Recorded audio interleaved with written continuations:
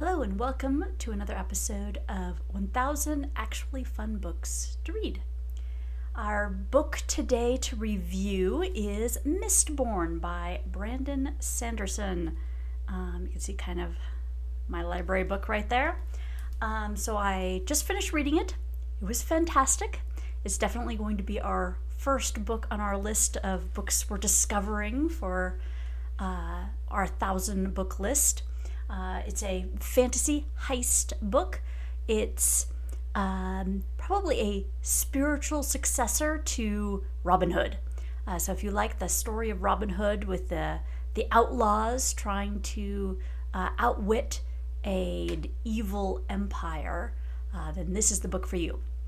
So to give a kind of a brief summary, you have our hero and heroine are the main characters are both part of a band of thieves who basically have this plot to, we'll say, destroy an evil kingdom for fun and profit, preferably profit.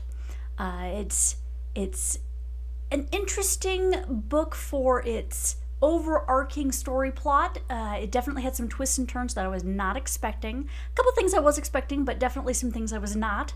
I didn't expect, and I'm not going to give spoilers here on how it resolved some of their problems. Not everyone in their merry band makes it all the way to the end. But it was good. It was fun to enjoy the ride on whether they succeeded or not, or all the problems they had to overcome. It was good. So I will say this is a self-contained novel. It is the first in both a trilogy and a much longer series, but I didn't feel like, having come to the end, that it was a cliffhanger. There were unresolved questions that definitely left room for more in the series, more with the characters. I'm not even sure that the sequel deals with these same characters, but it left room for that to find some answers to some questions that we just don't get. But it doesn't feel like they were such major questions that if they never got resolved, you would feel, that it was a story that was lacking an ending. It was a satisfying ending. So let's see. Let's go into things I liked about this book. So one of the main things I liked was the world building. This author really did a fantastic job on creating a unique world. So when you first start out, it feels like maybe a medieval, it's kind of a feudal Europe era feel.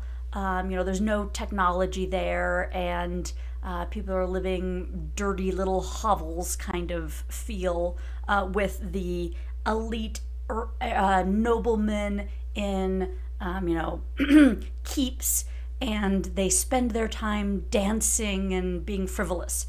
And our main character is one of the peasantry.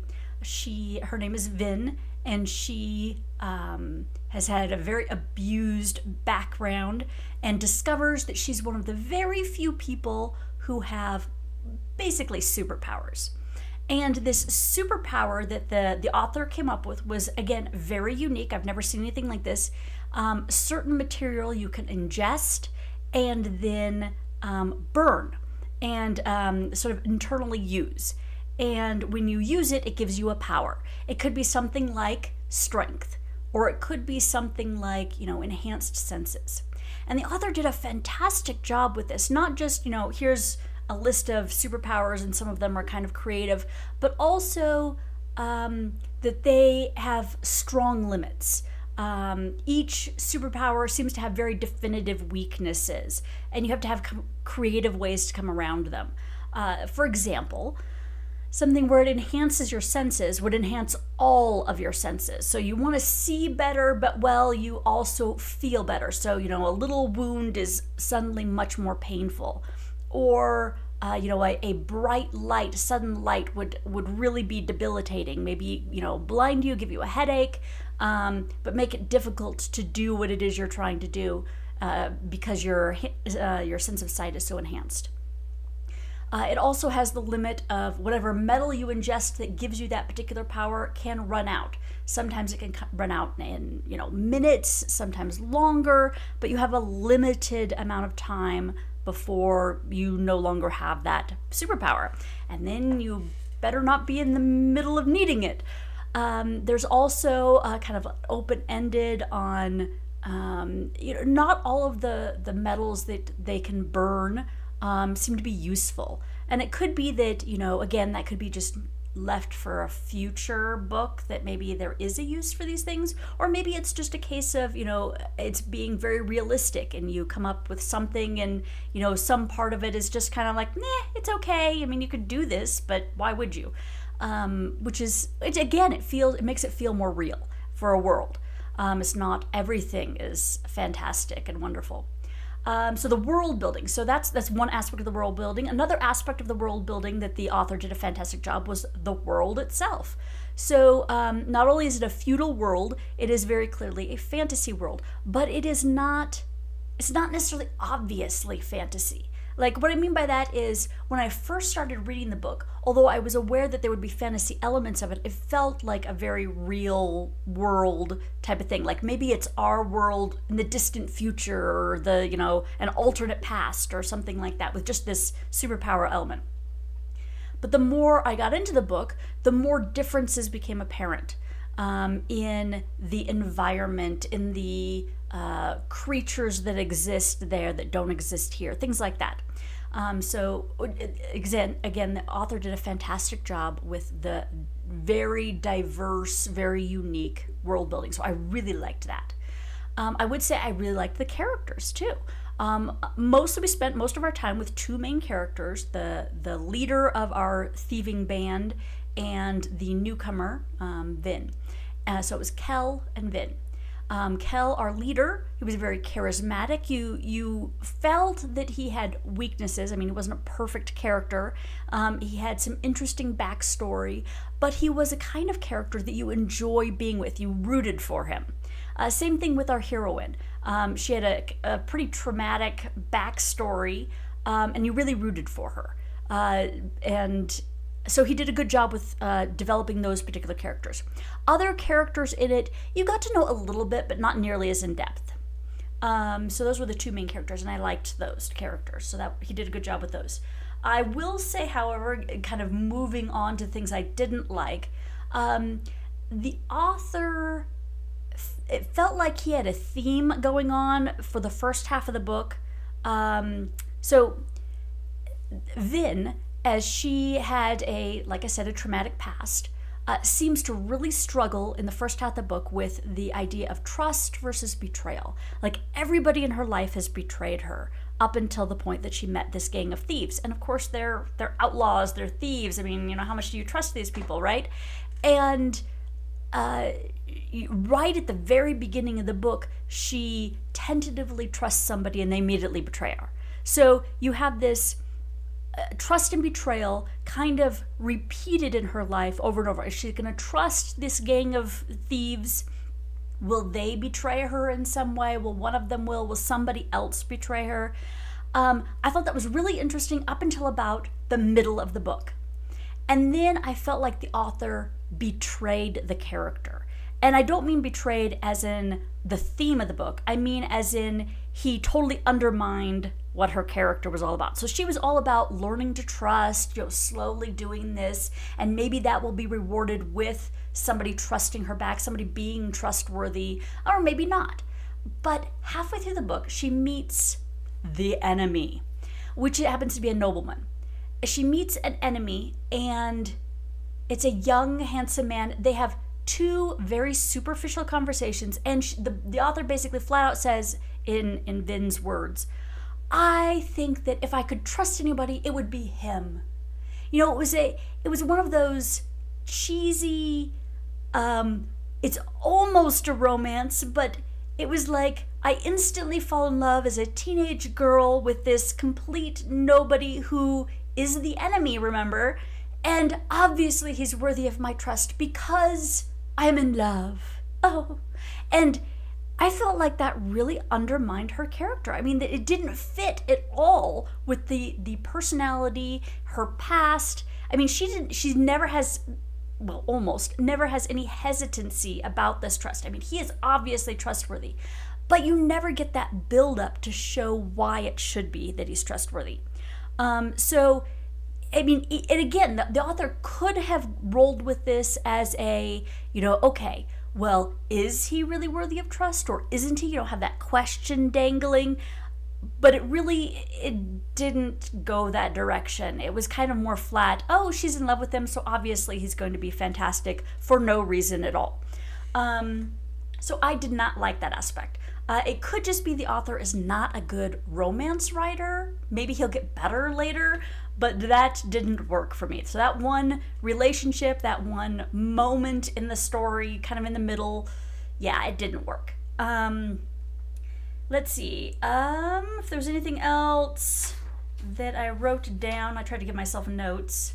Yeah, I think that was it for the things that I didn't like. I mean, that's very small, right? For the most part, I really liked it. It fits exactly my criteria of books that I want to have on my fun, everyone should read it list. It's the kind of book that I enjoyed reading.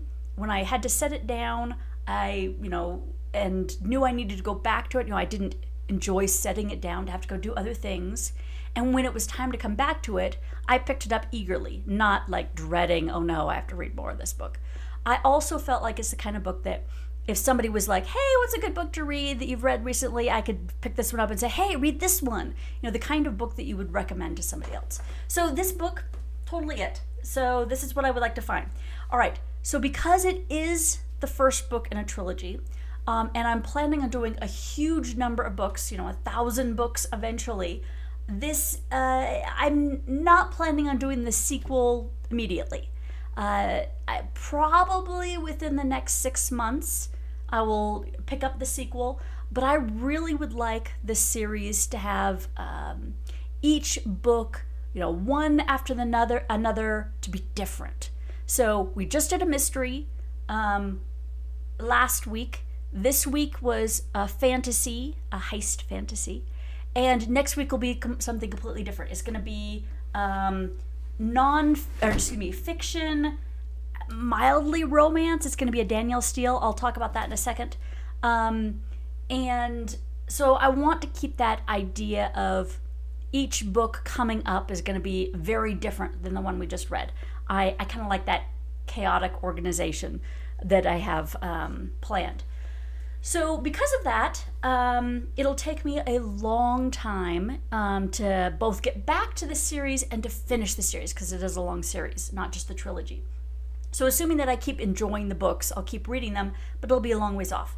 Having said that, because I am planning on separating up these books like that, by the time I get to doing sequels, I'll probably come back and edit the description of this and say, here's where you can find the next book in the series, and I'll link to the video that does that so that somebody who's just interested in specific series or something, I can go along and do the whole thing.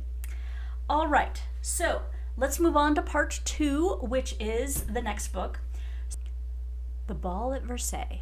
So I have never read a Danielle Steele book. This is one of those authors that never really appealed to me because I am not really into the really popular romance. The books that are, the way I had the impression the books that she wrote were the kind of romance that was like, it's kind of like a musical. Have you ever seen those musical movies where the plot is just there to get you to the next song, like Singing in the Rain? It's all about the music. It's not about the plot. And I kind of felt like this was the way this romance author wrote. I thought it was, the plot is just there to get you to the next bedroom scene. And that's not the kind of book I like. I like romance in general, but usually I like it in a larger setting, because some of the tropes of romance really just irritate me, like the miscommunication, the constant, I have something important to say but I can never quite say it, and it's like drawn out through the whole story, and you're just like, oh, this is so ridiculous. That kind of thing that I just don't like. Or again, like I said, it's all about getting to the bedroom. I'm kind of like, I would rather have a plot. Come on. So because of that, I've just never picked up one of her books. But I read an article that was talking, kind of interviewing, I think, Danielle Steele, and saying that she does have explicit material in her books, but not in all of her books, because it's not always about that. And I'm kind of like, oh, well, maybe she would actually be interesting. I should maybe pick one up. I mean, she is on the bestseller list quite a bit. So I went to the library and browsed through and just kind of randomly picked one that also had decent reviews, a decent rating on Amazon.